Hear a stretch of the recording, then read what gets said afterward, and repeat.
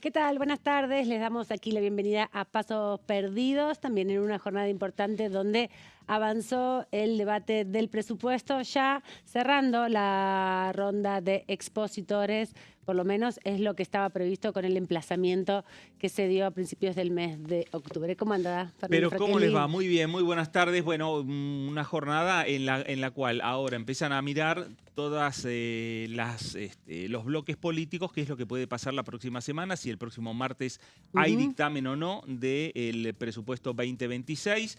Todo está pendiente en lo que tiene que ver con una reunión hoy por la tarde del presidente de la Nación con gobernadores provinciales. Los gobernadores vuelven o continúan siendo protagonistas de la discusión de los diferentes proyectos de ley aquí en el Parlamento Nacional. Vamos a darle la bienvenida a nuestros compañeros y colegas que nos acompañan en el día de hoy, como todos los jueves. Claudio Mardonés, bienvenido, ¿cómo estás? ¿Qué tal? Muy buenas tardes, muy contento de estar aquí con ustedes. Y le damos la bienvenida también a Daniela Romero, que nos acompaña en el día de hoy ¿Cómo en este están? programa. Primera vez Bienvenida. que creo que estoy con ustedes. Totalmente, Sí, bienvenida. turno muy tarde, bienvenida. turno Exactamente, vespertino ya, bienvenida. en el último horario. Gracias por quedarte y compartir con nosotros. No, gracias a ustedes. La invitamos porque tenemos un invitado especial Pero en el día claro, de hoy. sin lugar a dudas, vamos a estar hablando, venimos hablando de reformas, venimos hablando de proyectos que van a ingresar al Congreso de la Nación. Nuestro invitado dijo aquí en la Comisión de Presupuesto, cuando le tocó participar, que el próximo 15 de diciembre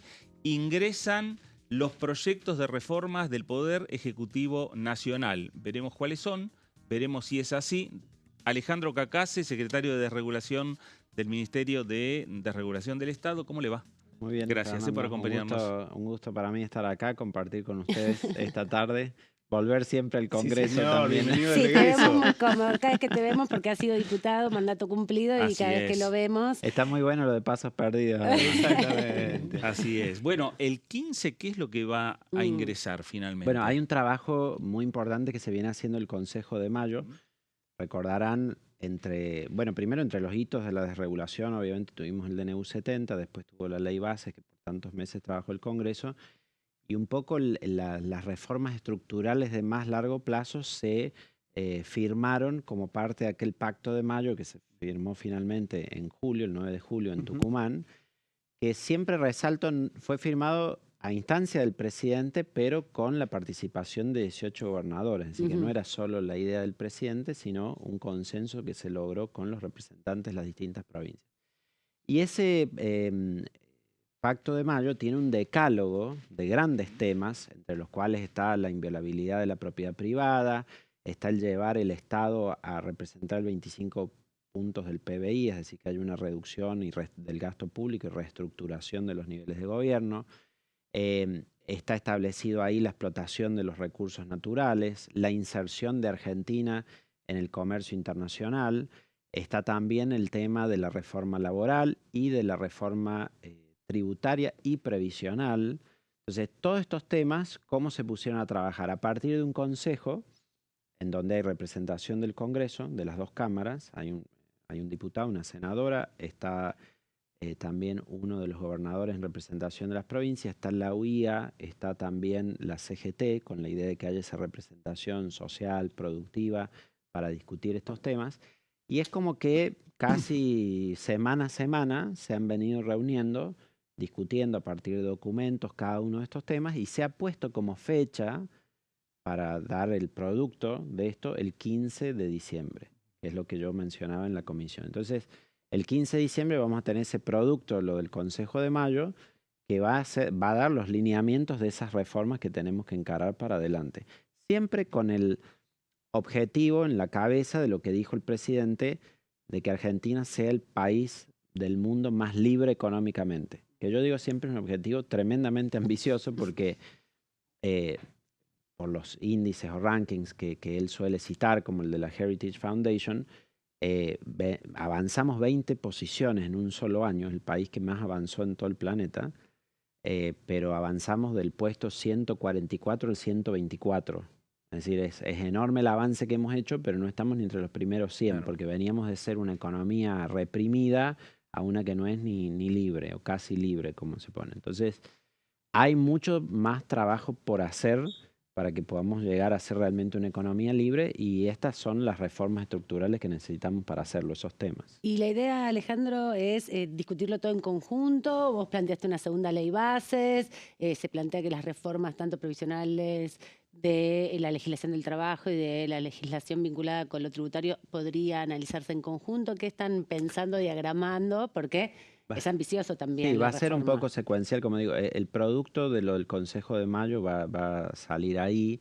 Después las reformas y los proyectos en sí van a tener una secuencia. El propio presidente dijo que antes de abordar lo previsional es necesario abordar lo laboral, porque de esa manera nos garantizamos que haya mayor registración, que haya empleo formal, que buscar que todos los trabajadores estén registrados, porque es lo que permite después definir el resto vinculado a lo previsional.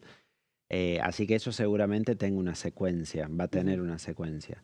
Ya en lo laboral, por ejemplo, el propio presidente estableció lineamientos. Él dijo, cuando hizo el lanzamiento antes de la elección de este plan Hagamos Argentina Grande de Nuevo, que lo hizo en San Nicolás de los Arroyos y lo acompañamos ahí, él decía, tenemos que apuntar a cambiar las negociaciones colectivas.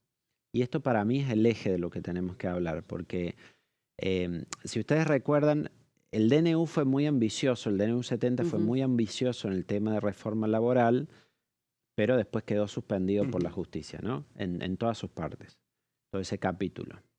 Cuando se hizo la ley bases, tras esos meses de negociación que tuvimos, logramos incorporar una reforma laboral dentro de la ley bases, pero fue una reforma laboral acotada a la parte, al contrato individual de trabajo. Con cosas importantes, se logró eliminar lo de las multas de no registración, Los colaboradores. lo de los colaboradores independientes, se amplió el periodo de prueba, es decir, hubo esas medidas sobre el contrato de trabajo. Pero, como yo siempre digo, en el Congreso opera un mínimo común denominador. Cuando uno construye una mayoría, pasa lo que todos esos bloques que construyeron la mayoría aceptan. Y en ese momento, la verdad que no hubo un consenso para avanzar con la parte sindical, la de la negociación colectiva, si bien estaba en las intenciones o en los proyectos.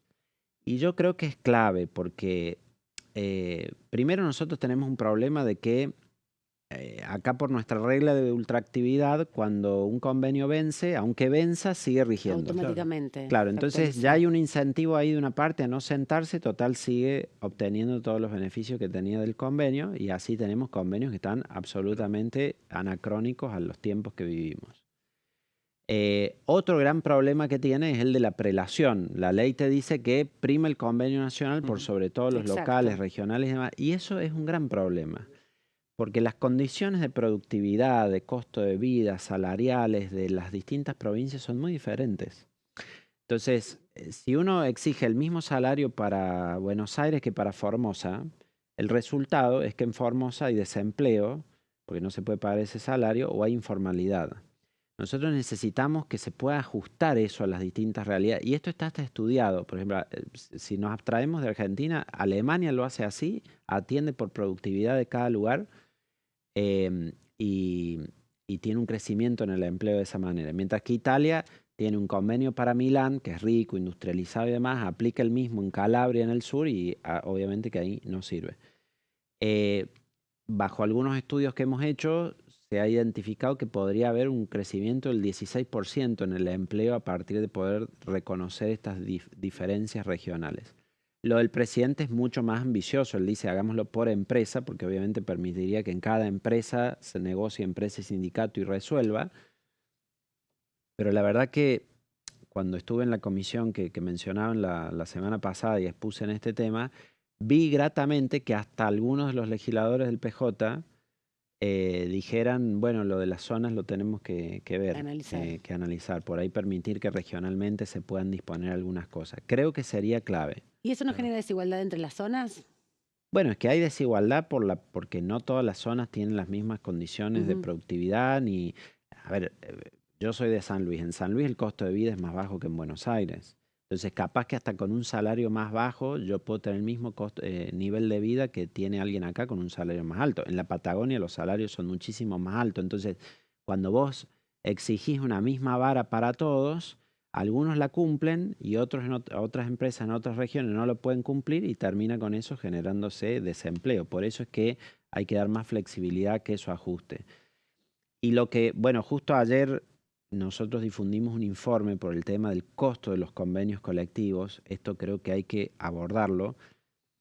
Porque, a ver, en general nosotros tenemos un costo laboral no salarial muy alto, ¿no? Es decir, vos tomás un recibo de sueldo y tenés 100 pesos de salario bruto y sobre los 100 de bruto ves que primero se le descontaron al trabajador 30, 35, porque paga aportes, obra social, seguridad social, cualquiera que tenga un recibo de nosotros sabe. Estoy pensando en el Claro. recibo propio. Bueno, fíjate que de los 100 que recibís bruto, 30, 35 te Sí. quitan entre la seguridad aportes. social, la obra social, los jubilación. sindicatos, claro.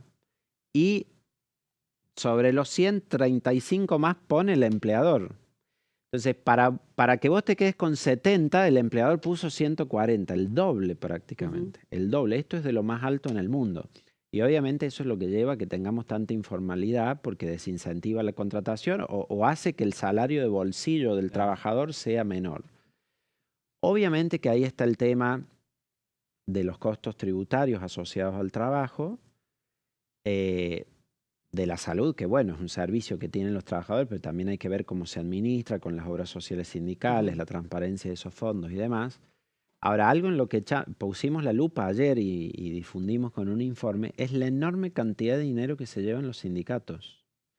Porque si recuerdan, en la ley bases nosotros discutimos, por ejemplo, lo de las cuotas solidarias. Y algunos queríamos prohibir las cuotas solidarias, otros decían, bueno, no las prohibamos, pero que sean voluntarias. Hoy son forzosas. Sos afiliado al sindicato, pagas aporte, y si no sos afiliado al sindicato, también pagas. Y los que la defienden, o la defendieron en su momento y no dejaron que la cambiáramos, decían, bueno, pero es 2% y con ese 2%. Pero no es solo 2%. Cuando vas a ver los convenios, un ejemplo, el de camioneros. Camioneros tiene 3% de aporte solidario, 2% de aporte de capacitación, 2% de aporte de profesionalización, que al día de hoy no entiendo bien qué diferencia tiene con el de capacitación, y 0,5% de aporte cultural.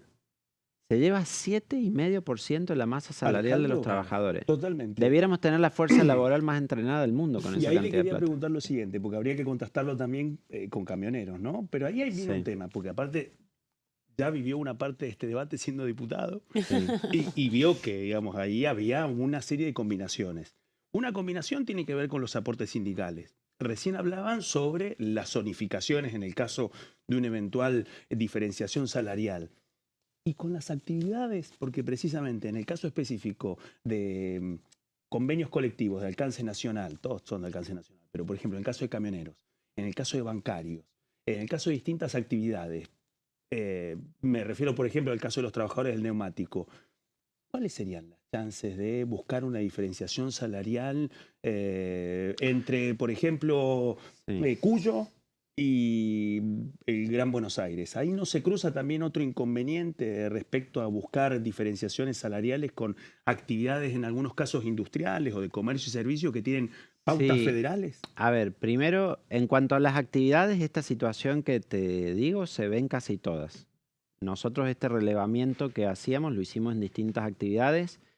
Te cité el caso de camioneros que se lleva el sindicato de camioneros 850.000 pesos por trabajador por año. Pero si vos vas a comercio, también se lleva eso. Si vas a la construcción, sindicato de la construcción, se llevan 1 millón de pesos de por trabajador por año. Si vas al del sindicato de edificios, que son 60.000 integrantes, se llevan 1.300.000 pesos por trabajador por año. O sea, en promedio se llevan 1 millón de pesos, se llevan un sueldo de un trabajador por año en aportes para el sindicato que se constituyen realmente en impuestos, porque son aportes compulsivos, son un impuesto no legislado, sino establecido por los convenios colectivos, que va en favor de esos sindicatos. De hecho, en este informe que hacíamos, calculamos los sindicatos se llevan en su conjunto en estos conceptos 1.300 millones de dólares por año. Son el nuevo unicornio de la Argentina. Con la Después de diferenciación, Mercado Libre, ¿y la Igualada. diferenciación salarial cómo sería en este caso? No me contestó la pregunta. No, a ver, lo que buscaba decirte es que primero está la diferencia, primero en las distintas actividades pasa esto mismo, y segundo que creo que la regionalización debiera aplicar a todos. Pero entonces sería, por ejemplo, un convenio de camioneros que en algunas regiones tendría un salario más bajo que en el caso Sí. del Gran Buenos Aires. Claro. Lo mismo bancarios, por Claro, ejemplo. más bajo o más alto, según cómo respondan las condiciones de productividad. Y posiblemente, a ver, no sé qué resulte de las negociaciones, pero sí puedo anticipar que es probable que tengas salarios más altos en la Patagonia, salarios más bajos en el norte del país, pero porque va a responder a las condiciones de vida, el costo de vida, la productividad de cada lugar. Hoy como está, vos le impones el convenio nacional al norte del país y ahí termina habiendo más informalidad y más desempleo. Alejandro, un tema que sonó mucho estos últimos días en los medios con respecto a la reforma laboral tiene que ver con esto de que trascendió un proyecto de ley viejo. Sí. Se habló mucho de si existía la posibilidad de que se amplíe la carga horaria. Salió el ministro de Desregulación a desmentirlo. Quería preguntarte sobre eso y también en esa línea, ok, si no se va a extender la jornada laboral, ¿cómo va a funcionar el banco de horas? O sea, porque van a existir las horas extras, ¿va a haber algún tipo de límite en ese sentido para que no sean, que sea X cantidad de horas por día? ¿Cómo se va a plantear el tema de la jornada laboral para que quede claro? Sí. Porque generó como un poco de confusión. A ver, primero creo que todo está para discutir en el sentido de que todo se puede presentar por iniciativa de los diputados, por esta discusión en el Consejo de Mayo, por la iniciativa del Ejecutivo. Me parece que no hay que tener miedo a discutir nada. De hecho, se estuvo en el Congreso discutiendo mucho el tema de la jornada A laboral. cortarla, de hecho, ¿no? Claro. El tema, bueno, cuando se dio esa discusión sobre acotarla, que se fijaba mucho en el debate que había en Europa, yo también decía, hay que mirar que los países que han avanzado en hacer eso es porque van incrementando sus niveles de productividad y les permite hacerlo, que no es el caso de la Argentina, que tiene estancada la productividad hace muchísimo tiempo. Lo que sí les diría es que por ahí veo que hay como una crítica para echar temor sobre la reforma, decir, no, quieren quitar los derechos, van a eliminar las vacaciones, van a volver a la jornada laboral del año 1700. No se trata de eso. O sea, me parece que los temas mucho más preocupantes son estos que mencionaba de las negociaciones colectivas, de dar certidumbre también. Fíjate, por ejemplo, en la ley de contrato de trabajo está este tema de los intereses de los créditos laborales, ¿no? Que también estuvo discutiendo la Comisión de Legislación del Trabajo, llegó a ser un dictamen, pero eso no fue llevado todavía al recinto. Porque hoy ves que hay tribunales que dicen, bueno, unos pagan RIPTE, otros IPC, otros tasa activa, otros tasa pasiva. Cada uno tiene un argumento de por qué, pero resulta que las empresas se encuentran con que despidieron a alguien en el 2015 y hoy es 2025 y no tienen ni idea cuánto van a pagar.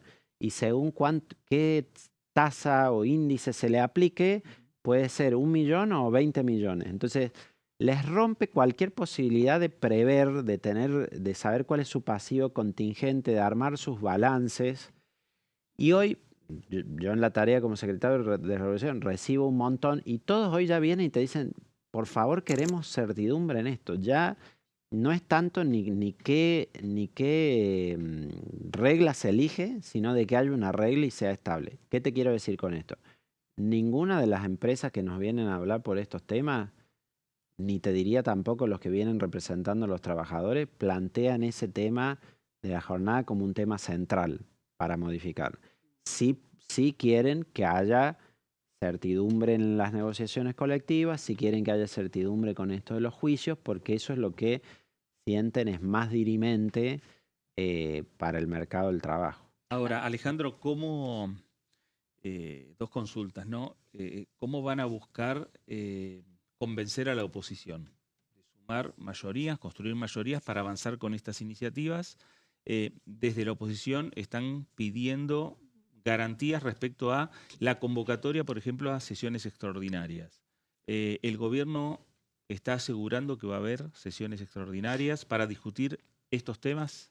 Bueno, la respuesta a tu pregunta va un poco con lo de la reunión ahora que arranca en 10 minutos en la Casa Y que te Rosada. tenés que ir ya. No, va a estar el ministro Sturzenegger con el gabinete y el presidente recibiendo ahí a los gobernadores. Fíjate que el presidente dijo, primero celebró obviamente el triunfo que obtuvo el gobierno. Dijo en muchas provincias, dice, salió segundo el oficialismo provincial, no el kirchnerismo. Lo destacó como un reconocimiento de no volver atrás y dijo, y esos oficialismos que ganaron son oficialismos que quieren una economía moderna y capitalista. De hecho, llegó a decir, invitamos a los gobernadores procapitalistas. Entonces, creo que eso ya marca una señal, en el sentido de decir, convocamos a todos aquellos gobernadores con los que se puede llegar a conversar y acordar la necesidad de establecer estas reformas estructurales. En preparación a esa reunión, y por el rol que tengo y la conversación con el Congreso, veía un poco los números de la composición que viene y la verdad que me entusiasmé. Me entusiasmé porque primero, entre La Libertad Avanza, el PRO y la UCR, que aliados con, digamos, PRO y UCR aliados con el gobierno, ya andás en los 114, 115 diputados y 24 senadores. Y si sumás a eso los diputados y senadores que tienen vínculo con estos gobernadores que procapitalistas, digamos, podrías obtener mayoría en las dos cámaras. No es una mayoría ni automática, ni aprueben esto, ni lo lean, ni nada por el estilo. Es una cosa a conversar, a trabajar y demás. Y obvio que hay pedidos. Ayer me encontré en un estudio de televisión con el gobernador de Salta. Yo le decía las reformas y él decía las obras.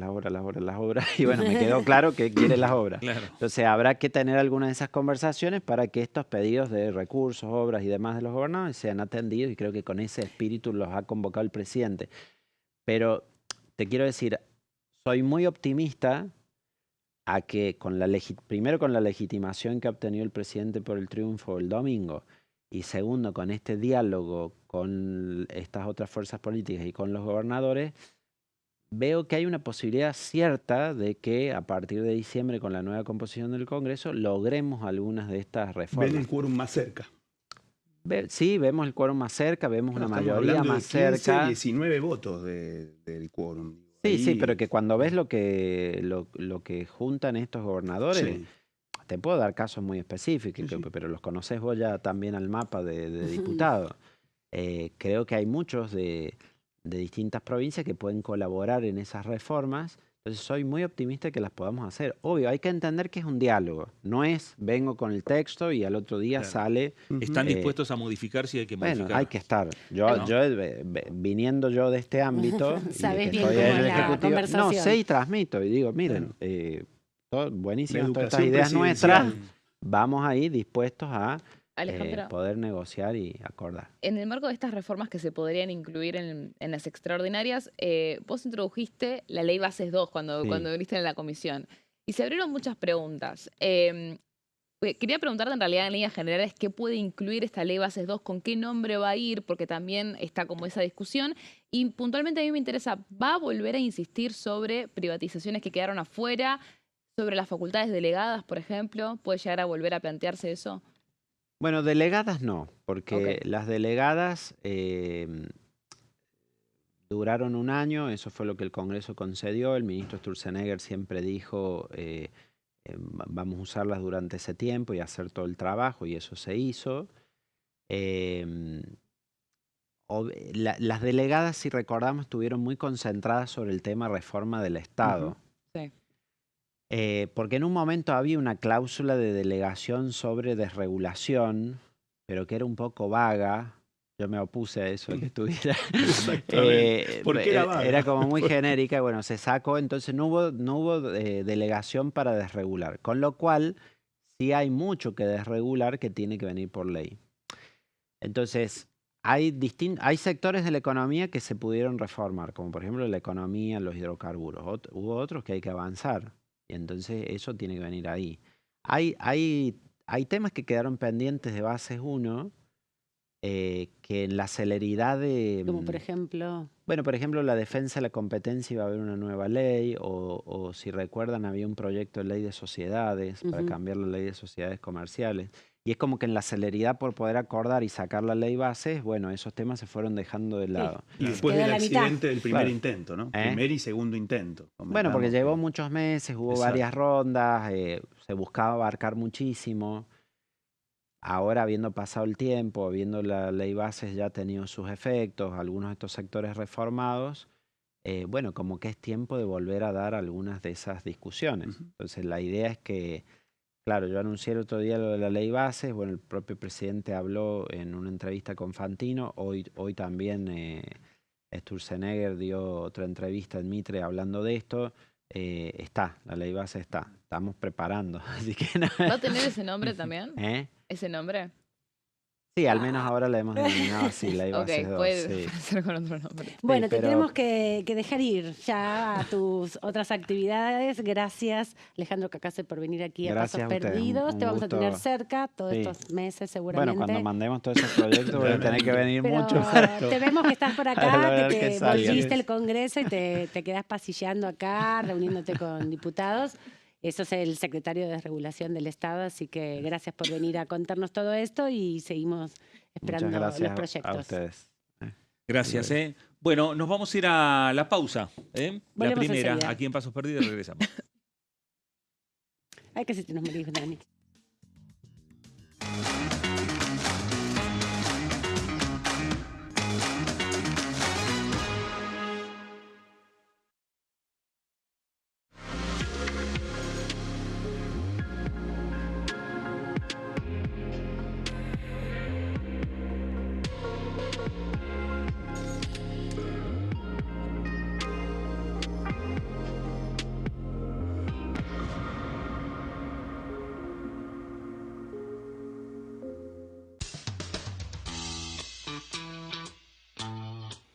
El sábado 8 de noviembre llega la noche cultural más importante de Buenos Aires, la Noche de los Museos. De 19 a 2 de la madrugada, el Congreso de la Nación abre sus puertas para transformarse en un gran escenario. Vení a conocer sus salones emblemáticos, la Biblioteca del Congreso y el edificio del Molino en una noche llena de arte e historia. Soy Martín Menem, presidente de la Honorable Cámara de Diputados de la Nación. Aquí encontrarán un importante patrimonio artístico y cultural, un lugar que es testigo diario de nuestra historia. Los saludo a todos y espero que disfruten mucho del recorrido. Viví la Noche de los Museos en el Congreso de la Nación. Sábado 8 de noviembre, de 19 a 2 de la madrugada.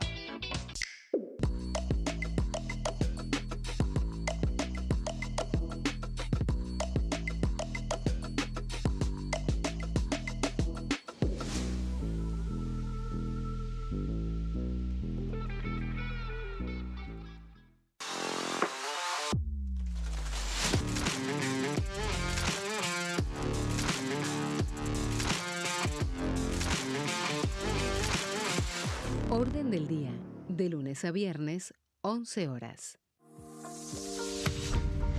¿Qué función cumple el Congreso? El Congreso ejerce su función legislativa a partir de la deliberación y sanción de leyes que busquen el bien común de todos los habitantes.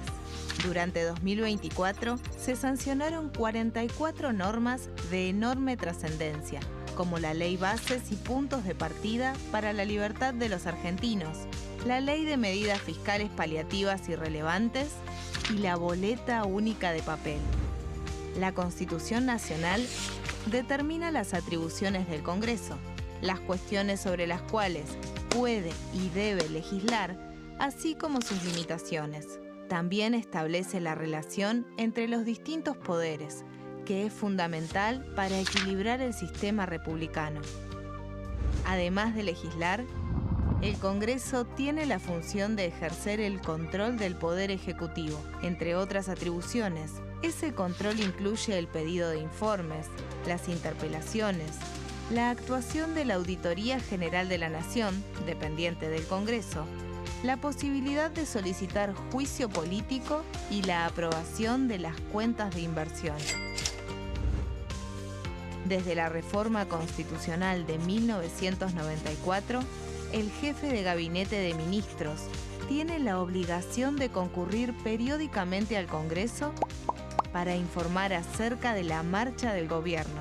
Este informe se realiza alternadamente en cada Cámara del Congreso.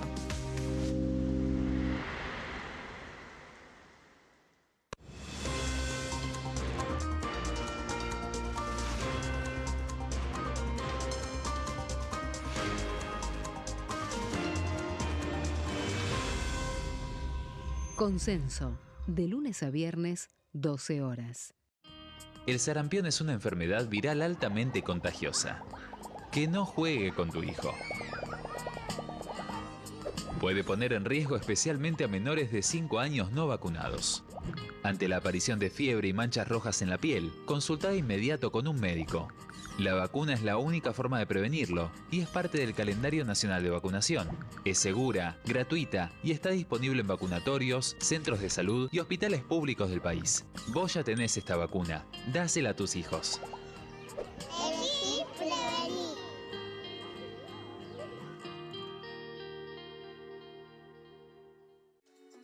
Bienvenidos, bienvenidas. Esto es mi proyecto de TV Stream.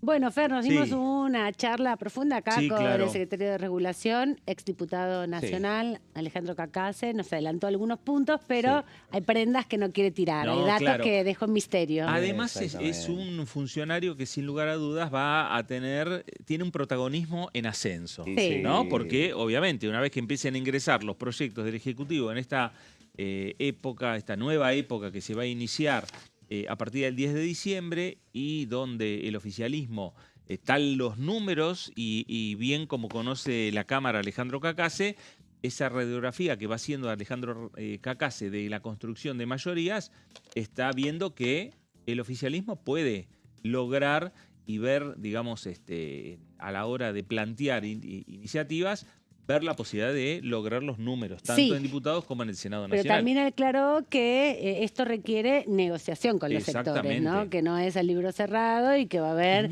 que negociar. Mucho de eso se va a tramitar ahora, en minutos, en este tiempo, en Casa de Gobierno, donde está el presidente Milei con muchos gobernadores, no todos, 18 gobernadores, 19 gobernadores. Así es, 18 y 2 vicegobernadores. Que van a estar ahí presentes dando, bueno, una charla, una conversación, una discusión sobre la aprobación del presupuesto, que está también en debate aquí en la Cámara. En un rato vamos a hablar de la presencia de Pablo Quirno, el canciller y exsecretario de Finanzas, y también las modificaciones de todas estas reformas que nos planteaba Cacase. Exactamente.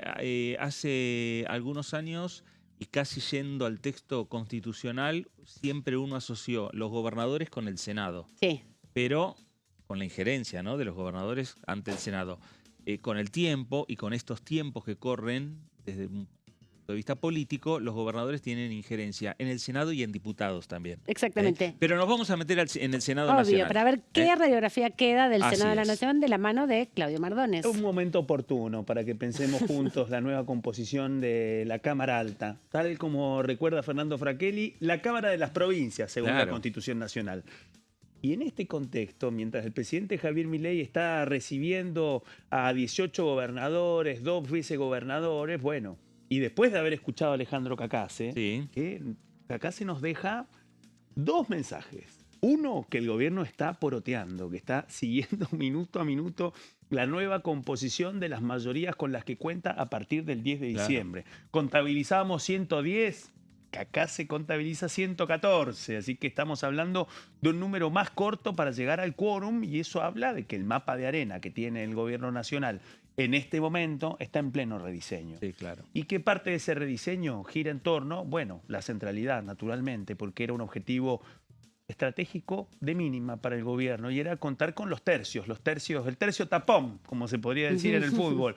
Un tercio en la Cámara Baja y un tercio en el Senado, para garantizar en el peor de los casos, en el peor de los escenarios legislativos, bueno, esa tensión entre las cámaras del Congreso y el Poder Ejecutivo Nacional respecto a la validez y al blindaje de los vetos, también de las insistencias. Bueno, esa foto está en plena reconfiguración de este Congreso del que hablamos. Está concluyendo su composición aritmética, numérica y política el 10 de diciembre. Ya la hoja de ruta de esa transformación fue definida por el veredicto de las urnas. Y en ese contexto, independientemente de lo que pase en la Cámara Baja, uno de los focos, especialmente a esta hora, tiene que ver con el Senado. El Gobierno Nacional y la reunión que está encabezando el presidente Javier Milei en este momento está claramente enfocada en eso, en la composición de nuevas mayorías para las reformas que, con Alejandro Cacaz en las riendas en muchos aspectos, va a comenzar el Gobierno Nacional ahora y con mucha más fuerza a partir del 10 de diciembre. Y el foco indudablemente está en la Cámara de Diputados y acá, en esta primera placa, en lo que sucede en la nueva definición de ese tercio que fue renovado en las urnas este 26 de octubre y que define claramente una nueva composición de la Cámara Alta. Recordemos que la principal oposición hasta este momento, la primera minoría, bueno, es el Fuerza Patria, que tiene 34 bancas en un Senado de 72, está a 3 del quórum. Y eso marca un cambio determinante a partir del resultado de las urnas y de la reducción de ese bloque. Y el otro dato, la virtual triplicación de las voluntades que forman parte de la Libertad Avanza. Así que nos vamos a enfocar en las 8 provincias que fueron determinantes en la renovación del tercio que tiene que recambiar el Senado a partir del 10 de diciembre. Empezamos rápidamente con un punto que va a tener centralidad, por eso lo elegimos, la ciudad de Buenos Aires. Bueno, la ciudad de Buenos Aires... 3 bancas elegía. Quedaron 2 por la mayoría para el acuerdo entre la Libertad Avanza y el PRO. Y eso permite, en primer lugar, que Patricia Bullrich sea la primera senadora por la mayoría de la Ciudad de Buenos Aires, acompañada por Agustín Monteverde. Por la minoría va a seguir Mariano Recalde. Un solo pequeño punto en este caso específico de los cambios en la Ciudad de Buenos Aires, porque viene la gran pregunta: ¿qué va a hacer Patricia Bullrich? ¿Cuáles son las posibilidades? ¿Quedará al frente de la bancada del PRO en el Senado?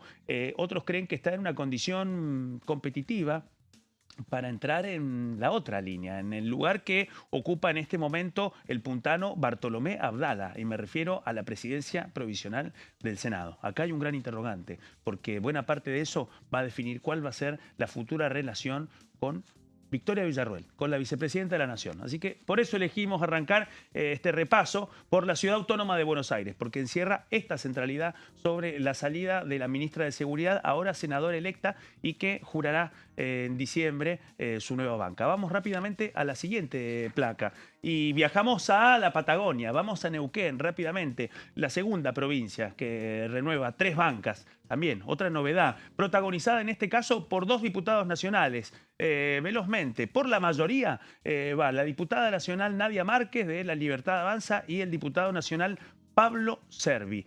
Ambos serán senadores nacionales, ya fueron electos, asumen antes del 10 de diciembre, ejercen ya desde el 10 de diciembre como senadores nacionales, y aquí nos encontramos con una particularidad, y es que el oficialismo a nivel nacional le arrebata, en este caso, el control de las 2 bancas de la mayoría a la neuquinidad, a quienes quedaron con el sello y con parte de la fuerza política del MPN, del Movimiento Popular Neuquino, la fuerza que gobernó la cuna de Vaca Muerta por casi medio siglo, por más de medio siglo. En ese contexto, el giro también vino de esta Cámara de Diputados, porque el actual gobernador Rolando Figueroa, bueno, tenía la banca del MPN y luego de la neuquinidad aquí en la Cámara Baja.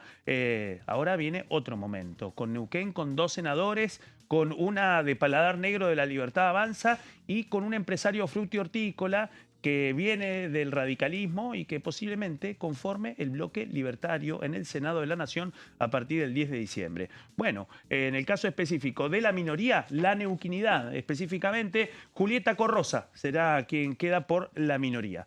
¿Cómo jugará ese número? ¿Habrá 2 más 1 o habrá 3? Viene una gran pregunta. Sí podemos decir, vinculado con la reunión que está pasando en este momento en la Casa Rosada, es que hubo alguien que fue adelantado. Me refiero a Rolando Figueroa, que ya estuvo aquí en Buenos Aires, volvió hoy, pero ya tuvo reuniones esta semana con representantes del Poder Ejecutivo Nacional. Así que toda una señal también del acercamiento de esto que mencionábamos y que nos recordaba Alejandro Cacase. El presidente Javier Milei el domingo rescató a las fuerzas políticas provinciales que quedaron en segundo lugar. Y en ese contexto también un mensaje para la neuquinidad en el caso de Rolando Figueroa, su gobernador. Siguiente placa, por favor. Y vamos rápidamente, viajamos siempre dentro de la Patagonia, vamos rápidamente a Río Negro. Bueno, acá nos encontramos con otra pulseada que también vincula figuras de la Cámara de Diputados.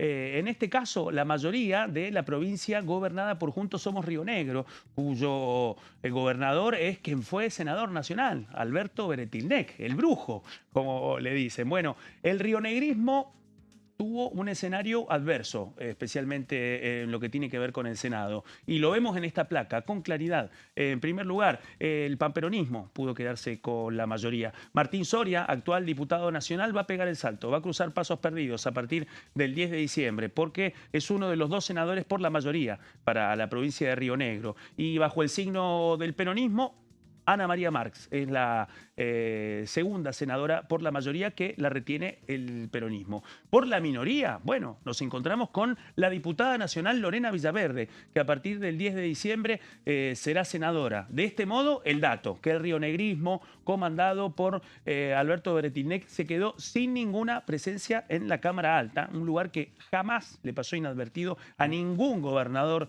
de Río, a ningún gobernador, y menos a un gobernador de Río Negro, claro. Y menos a Alberto Beretilnec, que bueno, fue una figura muy importante en la Cámara Alta, que volvió a gobernar la provincia de Río Negro y ahora, desde el gobierno provincial, le toca ver cómo se queda sin la posibilidad de tener un solo senador en la Cámara Alta. Y tampoco diputados. Sí, además, este es el otro Agustín dato. Domingo vence su mandato. Sí, señor. Y no quedaron chances para que Juntos Somos Río Negro, una fuerza que había mantenido un nivel de competitividad como fuerza provincial y un peso importante dentro del conglomerado de esos votos que los oficialismos han buscado. Bueno, este es uno de los casos de los oficialismos provinciales. Un oficialismo provincial en la Patagonia estratégico que ha perdido su presencia en las 2 cámaras del Congreso de la Nación y en este caso nos enfocamos en el Senado. Bueno, vamos a la siguiente placa y viajamos rápidamente a la provincia más austral de nuestro país. Vamos rápidamente a Tierra del Fuego y acá nos encontramos también con otro dato que permite comprender cómo se está engrosando y cómo se triplica la actual composición de La Libertad Avanza en la Cámara Alta. Bueno, uno de los aportes de ese crecimiento viene de Tierra del Fuego, especialmente porque La Libertad Avanza se quedó con las 2 bancas de la mayoría en el Senado para la provincia más joven de nuestro país, para Tierra del Fuego. Bueno, Agustín Coto y Belén Monte son los 2 senadores por la mayoría de La Libertad Avanza por la provincia fueguina. Por la minoría, Fuerza Patria, Cristina López, revalidó. En ese contexto nos encontramos con, bueno, un dato importante, porque es Tierra del Fuego, uno de los distritos que aporta a la nueva mayoría que tiene La Libertad Avanza en el Senado de la Nación. Vamos rápidamente a la siguiente provincia para seguir construyendo este mapa de recomposición del tercio que va a tener un peso determinante en el Senado de la Nación a partir del 10 de diciembre. Santiago del Estero. Bueno, Santiago del Estero, otro caso muy particular. ¿Por qué? Porque este domingo, además, Santiago del Estero eligió a nuevo gobernador, al reemplazante de Gerardo Zamora. No podemos perder de vista que este año, de elecciones legislativas y desdobladas, hubo 2 provincias que eligieron gobernador. En primer lugar, el 31 de agosto, Corrientes. Y este 26 de octubre, Santiago del Estero. Un examen en el caso del 31 de agosto respecto a la continuidad del radicalismo radicalismo o no en el control de esa provincia. Finalmente, sí, el radicalismo logró retener Corrientes. Y en este caso, el Frente Cívico por Santiago del Estero, cuya principal figura es Gerardo Zamora, también logró mantener su hegemonía en esta provincia. Y en ese contexto, el impacto respecto a la definición de la otra boleta, de lo que pasaba respecto a la renovación del Senado de la Nación con las 3 bancas que corresponden a Santiago del Estero. Bueno, en el caso específico nos encontramos, en primer lugar, que el gobernador Gerardo Zamora va a pasar al Senado de la Nación. Vuelve al Senado. Exactamente, regresa. Y en ese contexto no solamente está Gerardo Zamora, sino Elía Ester del Carmen Moreno. Las 2 espadas del Frente Cívico por Santiago del Estero, que en este contexto se quedan con la mayoría. Y con la minoría, acá viene la particularidad, bueno, José Emilio Neder, del Frente Fuerza Patria Peronista. Bueno, acá hay un dato importante. Estamos hablando de Gerardo Zamora, que está transitando sus últimos pasos como gobernador de la provincia, que ha sido un aliado muy importante del panperonismo y también del kirchnerismo, y que en este contexto también ha sido un negociador hábil con la Casa Rosada en este contexto. Será una de las fuerzas provinciales a las que Javier Milei buscó ponderar. Es muy posible. Pero hay que ver qué pasa, porque tanto los 2 votos de la mayoría en el Senado como el voto de la minoría en el Senado van a responder al gobierno de la provincia. Así que ahí nos encontramos con 3 votos santiagueños que van a ser muy importantes a partir del 10 de diciembre, con la particularidad de la geografía política santiagueña, ¿no? Que cierra este año junto con Corrientes, siendo las únicas 2 provincias que este año eligieron gobernador, naturalmente por un dato que no podemos olvidar. Ambas fueron intervenidas a fines de los 90 y hasta el año 2000, y eso provocó el cambio drástico después de la intervención federal en el cronograma electoral. Después de la intervención federal y de la reposición de un cargo electo por las urnas, vino el cambio en el cronograma. Por eso nos encontramos con una Corrientes y con una Santiago del Estero, que a diferencia del resto de nuestro país, eligió gobernador este año. Vamos a la siguiente placa. Y en este caso nos vamos a enfocar en el norte. Vamos rápidamente a Salta, otra provincia que encierra, nos lo decía Alejandro Cacase, que también encierra una centralidad, al menos en los objetivos que tiene el gobierno de recuperar algunos aliados esquivos. Provincia gobernada por el peronismo, por Gustavo Sáenz, un sector del peronismo no kirchnerista, del Frente Renovador, que fue aliado de Sergio Massa. Se transformó Sáenz en uno de los primeros interlocutores de la administración de Javier Milei. Bueno, la foto también es un espejo incómodo para el peronismo salteño, especialmente porque Salta, que es otra de las provincias que renueva bancas en el Senado de la Nación, La Libertad Avanza se quedó con las 2 bancas de la mayoría. María Emilia Orozco, también otra figura de esta casa, y Gonzalo Guzmán Coraita. En este caso serán a partir del 10 de diciembre los 2 representantes de la provincia de Salta por la mayoría y que reportarán a La Libertad Avanza.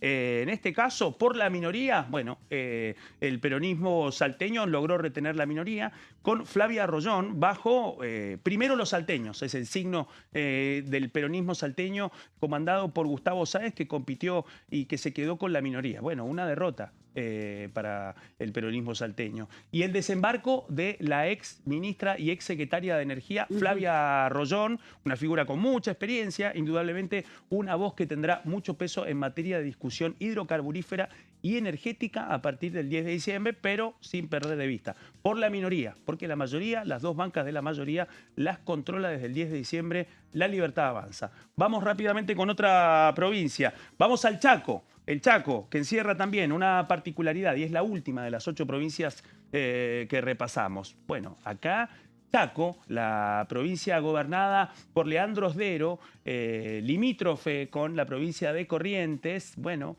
fue uno de los primeros lugares en donde La Libertad Avanza selló un acuerdo electoral con el radicalismo. Fue Chaco Puede la marca que le permitió a Leandro Osdero transitar las elecciones desdobladas de la provincia de Chaco, en donde hubo victoria, un win-win.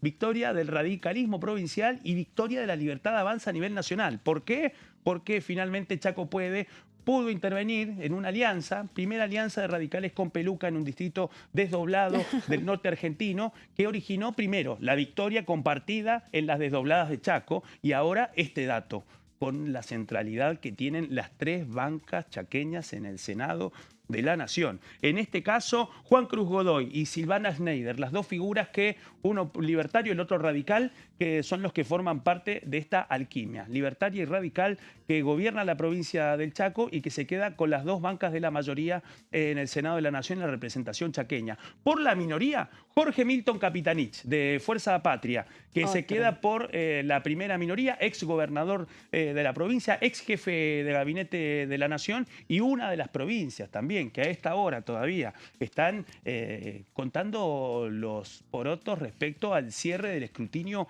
definitivo. Así que en ese contexto también Chaco se queda la Libertad Avanza y el radicalismo con la mayoría y el panperonismo con Jorge Milton Capitanich por la minoría. Así que este repaso velozmente de las 8 provincias que eligieron senadores que cambiaron ese tercio estratégico que forma parte indudablemente de esta reunión que sigue transcurriendo en la Casa Rosada entre el presidente Javier Milei, su gabinete, 18 gobernadores y 2 vicegobernadores. Claramente, Claudio, algunos diputados importantes pasan a ser senadores, claro. Un traspaso que se fue dando en los últimos años esa característica, ¿no? En general, los que iban al Senado de la Nación eran gobernadores, exgobernadores, eran exministros de los gobiernos.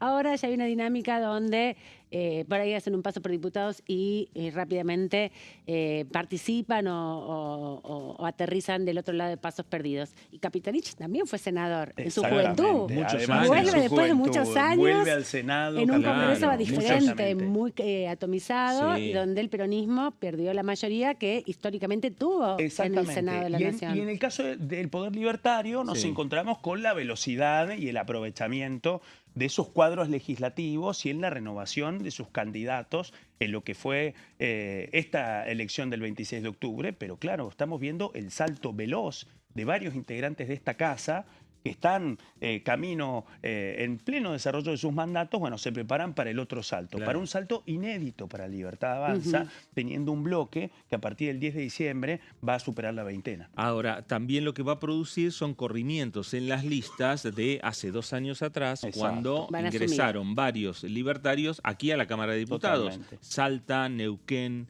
Río Negro, son todas bancas que tienen 2 años más de mandato. Absolutamente. Y veremos quiénes son, en definitiva, los suplentes que van entrando. Vamos rápidamente a la pausa, tenemos todavía bastante para repasar, porque recuerden, hoy estuvo aquí el canciller, actual canciller, pero exsecretario de Finanzas de la Nación, Pablo Quirno, dando especificaciones sobre todo del endeudamiento que tiene Argentina y de todo el mundo de las finanzas que está analizándose en el marco del presupuesto, pero todo después de la tanda.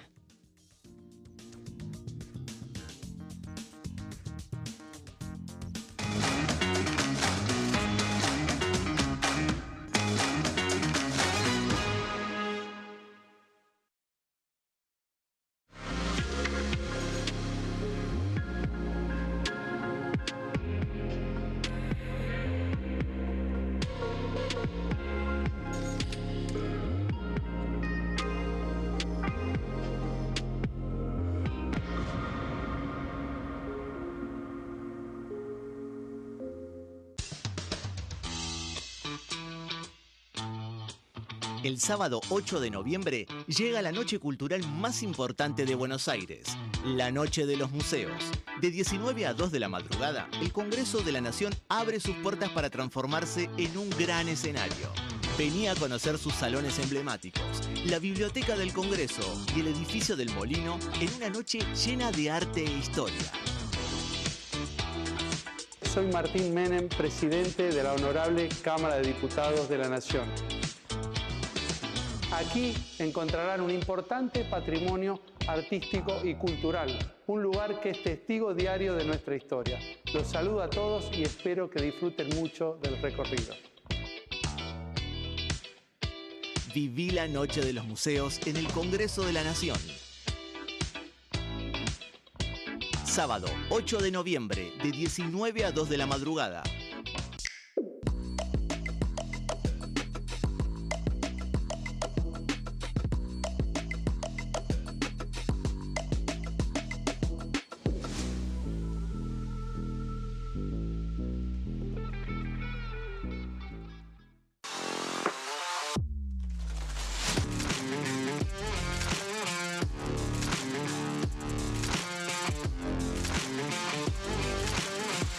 Orden del día, de lunes a viernes, 11 horas.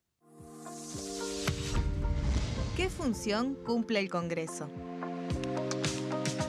El Congreso ejerce su función legislativa a partir de la deliberación y sanción de leyes que busquen el bien común de todos los habitantes. Durante 2024 se sancionaron 44 normas de enorme trascendencia, como la Ley Bases y Puntos de Partida para la Libertad de los Argentinos, la Ley de Medidas Fiscales Paliativas y Relevantes y la Boleta Única de Papel. La Constitución Nacional determina las atribuciones del Congreso, las cuestiones sobre las cuales puede y debe legislar, así como sus limitaciones. También establece la relación entre los distintos poderes, que es fundamental para equilibrar el sistema republicano. Además de legislar, el Congreso tiene la función de ejercer el control del Poder Ejecutivo. Entre otras atribuciones, ese control incluye el pedido de informes, las interpelaciones, la actuación de la Auditoría General de la Nación, dependiente del Congreso, la posibilidad de solicitar juicio político y la aprobación de las cuentas de inversión. Desde la reforma constitucional de 1994, el jefe de gabinete de ministros tiene la obligación de concurrir periódicamente al Congreso para informar acerca de la marcha del gobierno. Este informe se realiza alternadamente en cada Cámara del Congreso.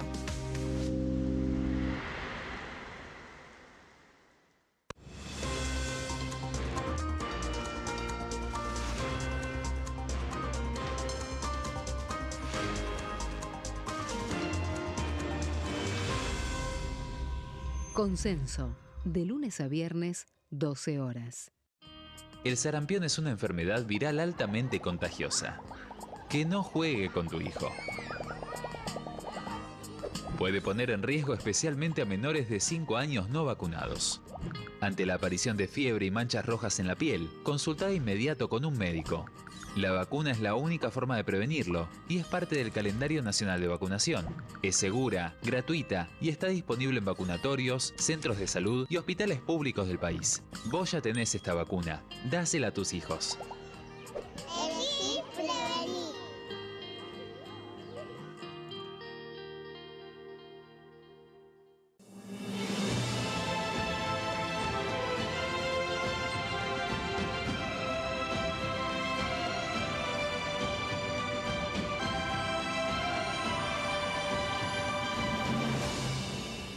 La bancada, de lunes a viernes, 13 horas. ¿Quiénes conforman el Congreso? El Congreso de la Nación está conformado por la Cámara de Diputados y la Cámara de Senadores. La Cámara de Diputados representa al pueblo de la nación argentina. Esto significa que las provincias más grandes y con mayor cantidad de habitantes tienen muchos más diputados que las provincias más pequeñas. La manera de establecer las cantidades es proporcional. Por ejemplo, la provincia de Buenos Aires cuenta con 70 diputados nacionales y la provincia de Tierra del Fuego con 5. La Cámara de Senadores representa a las provincias. Cada provincia envía 3 senadores al Congreso Nacional. El total de senadores es 72, dado que las provincias argentinas son 24. Este es el número fijo, estipulado por la Constitución Nacional. Cada 2 años, el Congreso Nacional renueva la mitad de sus diputados y 1/3 de sus senadores nacionales. El mandato de los senadores es de 6 años, mientras que el de los diputados es más breve, dura solamente 4 años. La Cámara de Diputados tiene 257 miembros. En el recinto, los diputados se agrupan en bloques y en interbloques que expresan partidos políticos o afinidad ideológica. Existen también los monobloques, integrados por un solo diputado. El bloque oficialista se dispone a la derecha del presidente de la Cámara, el bloque opositor mayoritario a la izquierda y en el centro, los bloques con menos cantidad de integrantes. Son requisitos para ser diputado: tener al menos 25 años, 4 años de ciudadanía argentina, haber nacido en la provincia por la que se postula o haber residido en ella los 2 años precedentes.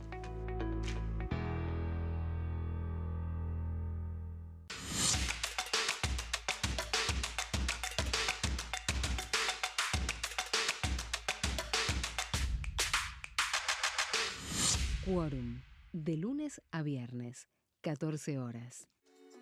Bienvenidos, bienvenidas. Esto es mi proyecto de TV Stream.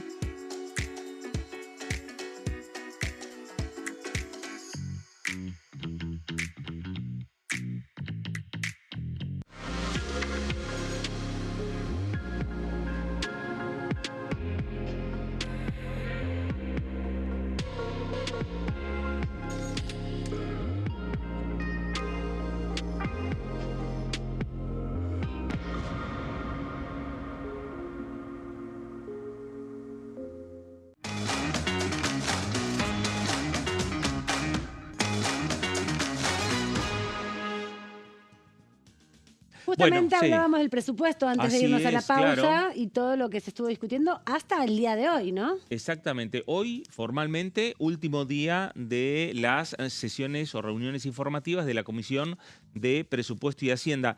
Se cumplieron los emplazamientos que finalmente fijó el cuerpo, que fijó el recinto de la Cámara de Diputados a pedido de la oposición. Ahí lo tenemos, Berti Venegas Lynch, el hombre que... Condujo todo este proceso. Exactamente, y que él tiene previsto, en principio, la convocatoria para el martes de la semana que viene. Porque está emplazado para que sea el día del dictamen, ¿no? Exacto. Y va a plantear una nueva reunión, que va a ser el próximo día lunes. La intención de Berti Venegas Lynch es convocar a todos los presidentes de bloque para el lunes a tener una reunión similar a la que tuvieron antes de iniciar las discusiones de presupuesto en el despacho de Martín Menem. Ahí donde se quejó el Frente de Izquierda que no lo invitaron. Sí, lo habían dejado bueno, afuera. ahora lo van a invitar. Donde lo invitaron a Germán Martínez, pero decidieron no ir a esa reunión. Bueno, ¿para qué quiere tener esa reunión? Para terminar de recibir lo que es las propuestas de los diferentes bloques políticos. Ya las propuestas están girándose desde hoy a mañana. Esas propuestas, Berti Venegas Lynch la quiere llevársela a Carlos Huberman. Y con otra vez el sistema del semáforo. Y tener una respuesta y ver si al otro día, al martes, están los números para firmar el dictamen o no. Y todo está también atado a lo que va a ser esta reunión que se está desarrollando por estas horas en la Casa Rosada. Sí, y también algunos diputados han dejado trascender que los bloques opositores más duros, podríamos decir, manejan su propio dictamen, ¿no? Claro. Están negociando con algunos sectores, van a reunirlos a todos, intentar convocarlos a todos, pero es muy probable que encontremos más de un dictamen en los próximos días y ver si efectivamente la semana que viene habrá dictamen o se va a posponer esa situación, ¿no? Bueno, Unión por la Patria va a presentar su dictamen. Exactamente. Uno presupone que el Frente de Izquierda también va a presentar su dictamen. Ahora, Encuentro Federal no se sabe. En un primer momento, Nicolás Massot habló de un dictamen con un equilibrio fiscal, con bajar lo que sería el superávit del presupuesto, la expectativa de superávit para el 2026, y bajando parte de ese presupuesto poder introducir lo que serían las 3 leyes sancionadas por el Congreso. Discapacidad, fondos para las universidades, fondos para el Hospital Garrahan. Ahora, en toda la semana de audiencias con funcionarios en la Comisión de Presupuesto, Encuentro Federal, Nicolás Massot, Óscar Agoscarreño, Miguel Pichetto, Emilio Monzó, faltaron toda la semana.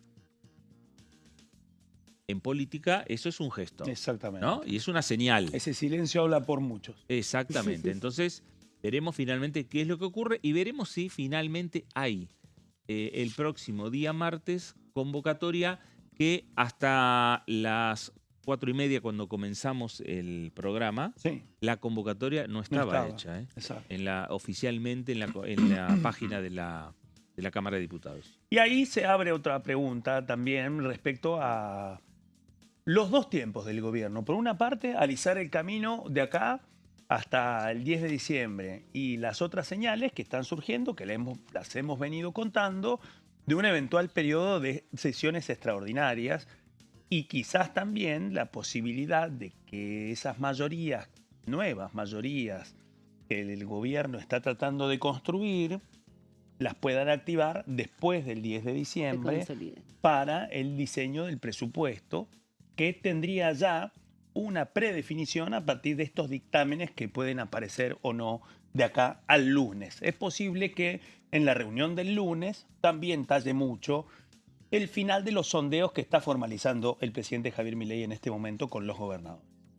Hoy estuvo, como decíamos, Pablo Kirchner y estamos viendo los diputados que hicieron las preguntas, el actual canciller, pero secretario de Finanzas, que dio cuenta principalmente de la situación del endeudamiento de Argentina y el vínculo con el Fondo Monetario Internacional. Se preguntó mucho sobre los aspectos de las negociaciones con el Tesoro norteamericano, desde el gobierno, desde la perspectiva del canciller se planteó que no hay ninguna situación o solicitud particular por parte del gobierno norteamericano, más allá del equilibrio fiscal y el consenso también colectivo con las reformas que se están impulsando. Y por otro lado, bueno, acompañado también de Carlos Guberman, que habló en el día de ayer. Ayer respondió las preguntas que quedaron pendientes de los primeros días del mes de octubre.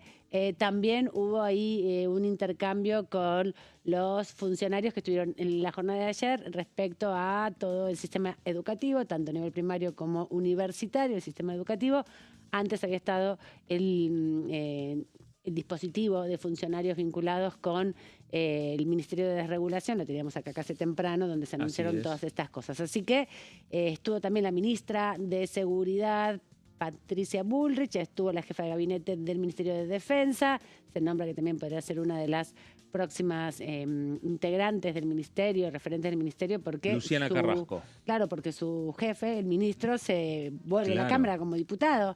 Así que esos movimientos se van a dar naturalmente, como explicaba Claudio, respecto a los funcionarios que están hoy en la gestión y que fueron votados para ser senadores. Bueno, un despliegue donde también estuvieron presentes funcionarios de la cartera de Energía, de la Secretaría de Energía, como aspectos, digamos, de los distintos procesos y del ARCA también, ¿no? De la Agencia de Recaudación, ¿no? Porque es parte de lo que se requiere como información básica para saber qué previsiones de recaudación está pensando el gobierno. No vino nadie específicamente del área de capital humano que se ocupa de la asistencia social, ¿no?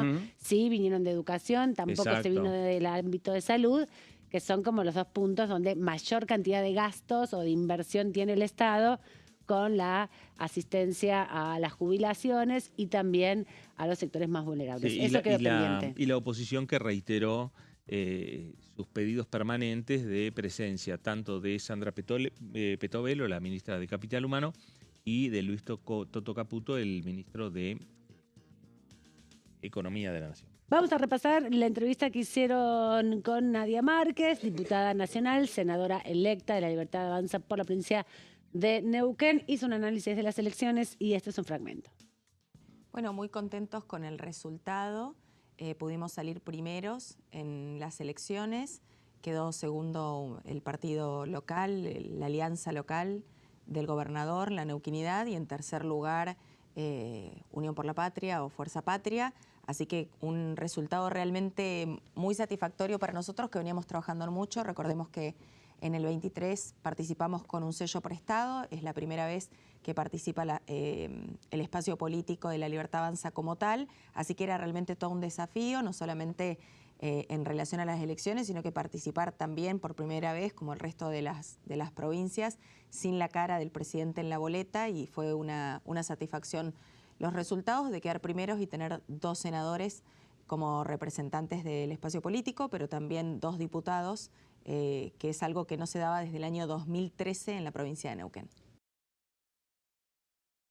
Bueno, ahí estaba Nadia Márquez, una primera parte. Enseguida vamos a estar con otros fragmentos de la diputada que se va a estar despidiéndose de esta Cámara de Diputados. Exactamente. Es posible, puede llegar a darse, de acuerdo a las conversaciones que termine cerrando el oficialismo, la discusión del presupuesto. Nadia Márquez, el caso de Pablo Servi lo mismo, Sí. el caso de Lorena Villaverde, Orozco, Emilia Orozco, Martín Soria, Exacto. que podrían estar discutiendo el presupuesto en la Cámara de Diputados. Así es. Y luego votándolo en el Senado. en el Senado Nacional, donde se daría o no el voto final. Exactamente. Eso Sí. se puede dar, ese panorama. Sí, hay que decir que queda un largo camino de negociación, que lo que se ha cumplimentado hasta ahora y que encierra gestos de calibre. Es cierto que la oposición ha quedado insatisfecha por la ausencia reiterada de Luis Toto Caputo para defender el presupuesto. Pero también hay que decir que los funcionarios que estuvieron cumpliendo con el emplazamiento y con el cronograma votado por el recinto por el emplazamiento para visitar esta Cámara, para estar en la Comisión de Presupuesto y ofrecer informes, bueno, vinieron predispuestos a aportar información y hablar del presupuesto. No solamente nos encontramos con una Patricia Bullrich que volvió a echar mano a sus artes legislativas, quizá precalentando para cuando estén en el recinto de la Cámara Alta, pero aportó información. Y no solamente aportan información, el capítulo ahora que viene es si finalmente se va a abrir una negociación. Y en ese contexto está la otra pieza.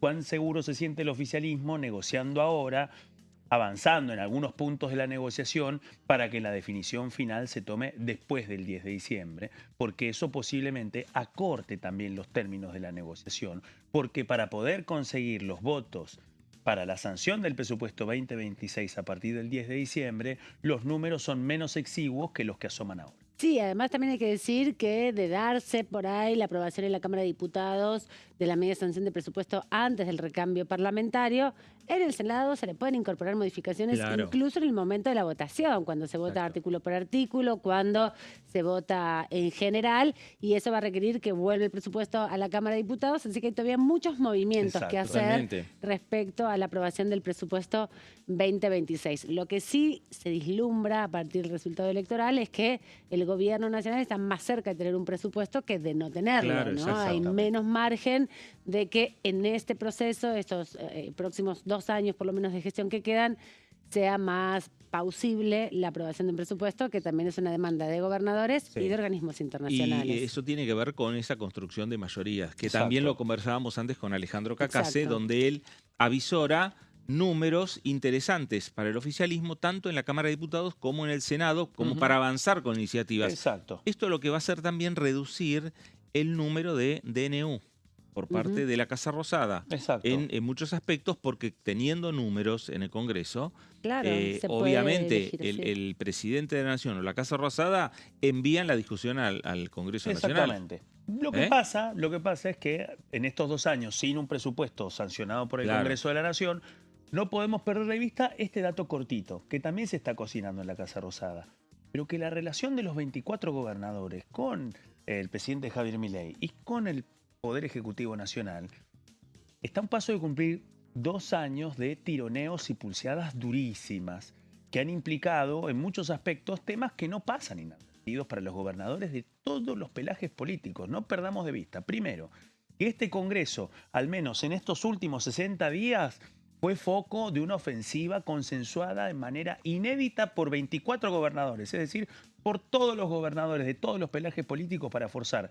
la redistribución de los aportes del Tesoro Nacional y también la recaudación del impuesto a los combustibles líquidos. Una recaudación que está íntimamente ligada a otro tema irresuelto, que tiene que ver con el intento de cerrar la Dirección Nacional de Vialidad y con el planteo que hemos contado a lo largo de todo este año parlamentario de los reclamos de distintas provincias en torno a otro punto que tiene que ver con la productividad y la logística federal, y es la situación de las rutas nacionales. Este punto ha sido un eje recurrente en la relación de las provincias con el gobierno nacional, y por eso insisto que hoy, en la reunión que se está concretando hoy, no solamente esté el gabinete, sino el ministro de Economía, Luis Toto Caputo. Bueno, ahí es donde también se abre otro gran interrogante sobre cuántos de estos puntos irresueltos en estos 2 años van a ser retomados en el relanzamiento de la relación política y económica de la nación con las provincias. Bueno, segunda parte de Nadia Márquez, la diputada de La Libertad Avanza por la provincia de Neuquén, hablando sobre el balance de la gestión. Nosotros teníamos un gran desafío con una Cámara obviamente muy pequeña, un bloque muy pequeño en relación a la Cámara, ¿no? 37 diputados en este momento de 257, en algún momento algunos más, algunos menos, era realmente un gran desafío. Y algo bueno que teníamos, que también traía su lado un poquito más conflictivo, era que la mayoría de nosotros éramos nuevos en la actividad legislativa, salvo algunas excepciones. Yo fui concejal en la ciudad de Neuquén 4 años, entonces eso era realmente un gran desafío. Nos permitía hacer cambios y hacer planteos que antes no se hacía.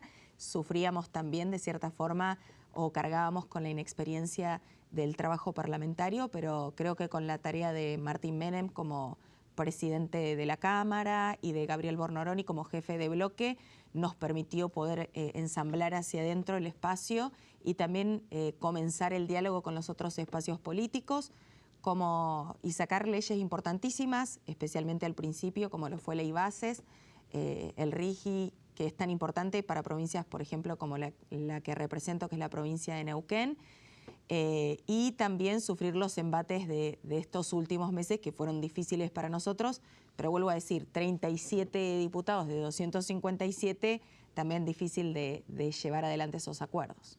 En primer lugar, fueron unas muy buenas elecciones a nivel nacional para el espacio político, algunas victorias que de cierta forma ya las veníamos viendo, otras que fueron buenas y quizás hasta de cierta forma sorpresivas y muy satisfactorias para nosotros como provincia de Buenos Aires y demás. Entonces vamos a tener una Cámara tanto de diputados como de senadores mejor conformada, con un poco más de espalda en relación a la cantidad de votos que tenemos, a la cantidad de diputados, a la cantidad de senadores y con los aliados. Eso sí, obviamente nos va a permitir que muchas de las cuestiones y leyes que nosotros queríamos impulsar podamos hacerla de una forma, digamos, más activa, pero no es una cuestión de a veces si uno quiere o no quiere. Queríamos un montón de cosas en la conformación de esta Cámara, pero eran difíciles cumplirlo, vuelvo a decir, en la proporción que teníamos, menos del 15%. El tema de las internaciones involuntarias, la ley es sumamente restrictiva y te pide que una persona en una situación de adicciones, por ejemplo, el consumo de cocaína, que tiene justamente viciada su voluntad por el consumo, tenga que prestar su consentimiento y las internaciones involuntarias en caso de grave riesgo de la vida, los estabilizan y los médicos no tienen otra que hacer que a los 3 días de estabilizados, cuando te dicen quiero salir, no quiero estar más internado, abrirle las puertas y la persona vuelve al consumo. Entonces, esos son temas sociales que creo que también vamos a procurar abordar en esta segunda mitad del mandato del presidente Javier Milei. Escuchábamos también de parte de la diputada Nadia Márquez y senadora electa algunos puntos que le interesan llevar a la discusión también del otro lado de Pasos Perdidos, como por ejemplo la modificación de la Ley de Salud Mental y debates que quedan pendientes. La ley que modifica los decretos de necesidad y urgencia tiene pendiente el Senado, ¿no? Y varias cosas más. Bueno, ahí viene la gran pregunta. ¿Qué es lo que después de lo que contábamos sobre la nueva composición del Senado? Y después de un Senado que hay que recordarlo, bueno, su última actividad ha sido la acumulación de sesiones ordinarias en donde la oposición no solamente logró dominar la agenda de la Cámara Alta, sino establecer algo que ya estaba previsto en la preparatoria de este año. Martes y jueves, posibilidad de sesión ordinaria, siempre y cuando esté el quórum requerido. No solamente fue conseguido, sino que se sucedieron varias sesiones ordinarias que originaron este escenario. Un escenario que en las 2 cámaras del Congreso, una oposición que a la par del calendario electoral avanzó con una serie de definiciones que implicaban una confrontación abierta en términos de veto con el Poder Ejecutivo Nacional. Parece que con DNU no se llegará hasta ese punto. Veremos lo que sucede. Algo dijo la diputada Nadia Márquez respecto a las leyes que están pendientes y que se tienen que debatir próximamente. Vamos a tener una Cámara mejor conformada, pero esto no nos quita la necesidad de sentarnos y dialogar con los distintos espacios políticos. En nuestra experiencia en Cámara de Diputados, vuelvo a decir con Martín Menem y con Gabriel Bornoroni, hemos mantenido el diálogo permanentemente con todos los espacios políticos, incluso con los que ya sabemos que quizá ideológicamente es difícil llegar a un acuerdo. Pero eso no quita de que nosotros lo intentemos permanentemente y que se pueda escuchar y que se pueda dialogar al respecto. obviamente en el Senado nos va a encontrar frente a este desafío también de poder sentarnos con los distintos espacios políticos y poder intentar de llegar a acuerdos. Con algunos lograremos acuerdos más macro y tendremos acuerdos más generales y con otros quizá en temas muy puntuales, pero lo vamos a tener que hacer y lo vamos... A ver, me expreso mejor, no lo vamos a tener que hacer, lo vamos a tener que continuar haciendo porque venimos haciendo este trabajo. Obviamente las épocas electorales, como la que acabamos de cerrar, a veces condicionan ese diálogo y ahora que baja un poco, ¿no? Como con la gaseosa baja la espuma y todo toma su lugar adecuado, vamos a volver a retomar ese diálogo que tanto estamos intentando. Nueva etapa en el Congreso a partir del 10 de diciembre, ya se van vislumbrando las estrategias del oficialismo y veremos qué queda de la oposición y qué fuerza tiene la oposición también para imponer su agenda por un lado y para negociar en este contexto nuevo con el oficialismo. Claro. En el Senado, La Libertad Avanza suma nuevamente a Francisco Paultrone. Exactamente. Que se había alejado. Sí, señor. Había armado un monobloque. Bueno, con monobloque o sin monobloque se va a sumar nuevamente. Ahí esa construcción, como están también viendo el oficialismo aquí en la Cámara de Diputados, de conformar un interbloque, en el Senado también. Exacto. Primero van a tener que definir las autoridades. Puede ser Patricia Bullrich, pueden ser otros senadores nacionales. Sin lugar a dudas, Nadia Márquez también va a querer tener un espacio. Bueno, también presidencias de comisiones importantes, también, ¿no? Me parece que ahí hay una dinámica de negociaciones que va a ser y que para muchos y muchas será todo un estreno, porque la dinámica de la Cámara Alta, hay que recalcarlo, es totalmente distinta a la dinámica de la Cámara de Diputados. Totalmente. Este es un primer dato. Y el segundo punto, bueno, tiene que ver con cómo se van a ordenar las voluntades que posiblemente comiencen a renegociarse en esta reunión de Casa Rosada con el presidente Javier Milei como anfitrión de 18 gobernadores, 2 vicegobernadores, la necesidad de relanzar los acuerdos políticos para conseguir mayorías y el gran interrogante sobre si eso va a impactar en la definición del presupuesto, ahora o después del 10 de diciembre. Gracias, Claudio Mardones, por toda la información, por la síntesis clarísima del nuevo mapa en el Senado. Nos vamos despidiendo hasta mañana a las 16:30 horas. Quédese en sintonía, quédese en Diputados Televisión. Esto fue Pasos Perdidos. Gracias y hasta entonces.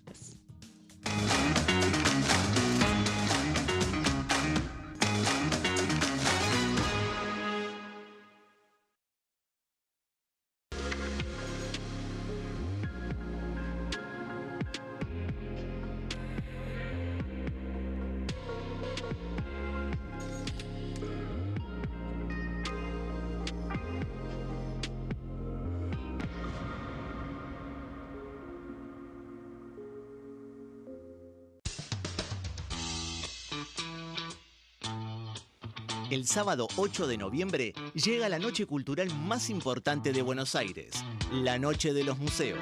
De 19 a 2 de la madrugada, el Congreso